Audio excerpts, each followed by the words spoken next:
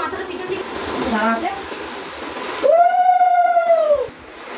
প্রদীপ দেরি করে প্রদীপের মাথায় একটা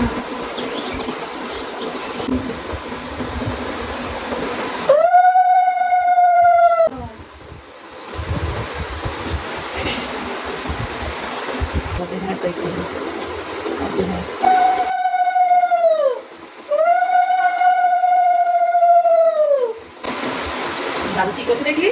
চান করছে।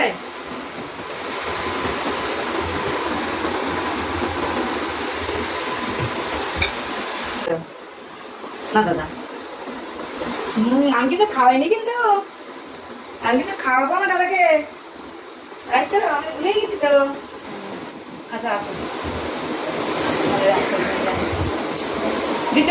আর একবার দাও, আরেকবার দাও, হ্যাঁ আরেকবার দাও। হ্যাঁ ভালো করে ধরো, চামচটা ভালো করে ধরো, হাতে ধরো, হাতে ধরো। আমি দান এই তো ওই যে জলটা খাওয়া দাও পারবা। হ্যাঁ পারবে না, কে বললো? বড় হয়ে গেছে এখন। ঠিক আছে ওই যে, হ্যাঁ